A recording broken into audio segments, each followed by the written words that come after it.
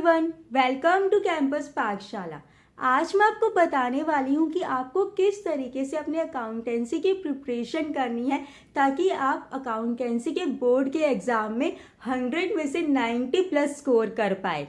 आपको अपनी preparation start करनी है जो आपके कॉम्प्लेक्स टॉपिक्स है, जिन जिन टॉपिक से आपके 6 मार्क्स के क्वेश्चंस बनते हैं उन टॉपिक्स को आप सबसे पहले कीजिए। जैसे कि for feature and over subscription वाला जो भी टॉपिक है आपका, उसको सबसे पहले उससे रिलेटेड जो भी आपके PYQs है और जो भी आपके CBSE सैंपल पेपर में उससे रिलेटेड क्वेश्चंस दिए हुए हैं उनको सॉल्व कीजिए। आपको कैश फ्लो रोज सॉल्व करना है। डेली एक हैबिट बना लीजिए रोज कैश फ्लो स्टेटमेंट सॉल्व करने की, क्योंकि इसका क्वेश्चन ना पेपर में जरूर आता है और वो भी 6 मार्क्स का आता है।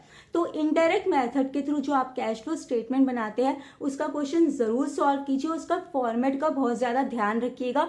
जो आपका NCERT और TS ग्रेवाल में फॉर्मेट प्रिस्क्राइब है उसी फॉर्मेट्स में कैश फ्लो स्टेटमेंट बनाइएगा। और इसमें आंसर टैली करने की जल्दी मत कीजिएगा। अगर आपका आंसर टैली भी नहीं होगा, अगर आपने वर्किंग नोट अच्छे से बनाया है ना, तो आपको स्कोर करने से कोई भी नहीं रोक सकता। इसके बाद आपको एडमिशन और रिटायरमेंट वाला टॉपिक करना है। दोनों टॉपिक्स को ही आपको अच्छे से करना है क्योंकि दोनों टॉपिक सिमिलर ही है। इससे रिलेटेड 6 मार्क्स का क्वेश्चन हर साल जरूर बनता है। तो एडमिशन में ध्यान रखिएगा गुडविल को कैसे वैल्यूएट करते हैं, और गेनिंग और सेक्रीफाइसिंग रेशियो में बच्चे कंफ्यूज होते हैं। गेनिंग रेशियो रिटायरमेंट के टाइम होती है और सेक्रीफाइसिंग रेशियो एडमिशन के टाइम होती है। इस बात का आपको ध्यान रखना है। इसके अलावा एक एक्सट्रैक्शन आता है आपका बैलेंस शीट का कि भाई बैलेंस शीट को एक्सट्रैक्ट करके आपको बताना है। तो जो भी आपका बैलेंस शीट का फॉर्मेट दिया हुआ है आपकी बुक के अंदर TS ग्रेवाल और NCERT के अंदर, उसी फॉर्मेट में अपनी बैलेंस शीट को बनाइएगा और उस फॉर्मेट को अच्छे से याद कर लीजिएगा। इसके अलावा comparative and common size statements पे भी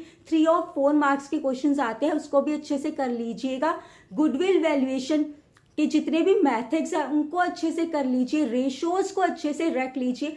थ्योरीज कर लीजिए। कुछ कई बार क्या होता है, थ्योरीज आ जाती है पेपर के अंदर। जैसे आपकी वो partnership deed, there is no partnership deed. जब पार्टनरशिप डीड नहीं होगी तो क्या क्या रूल्स फॉलो होंगे पार्टनरशिप में। इसके अलावा कंपनीज एक्ट में भी कुछ थ्योरीज के क्वेश्चन बनते हैं, उनको भी अच्छे से रिवाइज कर लीजिएगा। और PYQ सॉल्व कीजिए प्रैक्टिस के लिए। CBSE के सैंपल पेपर्स को सॉल्व कीजिए। कम से कम पेपर से पहले 10 सैंपल पेपर सॉल्व कीजिएगा।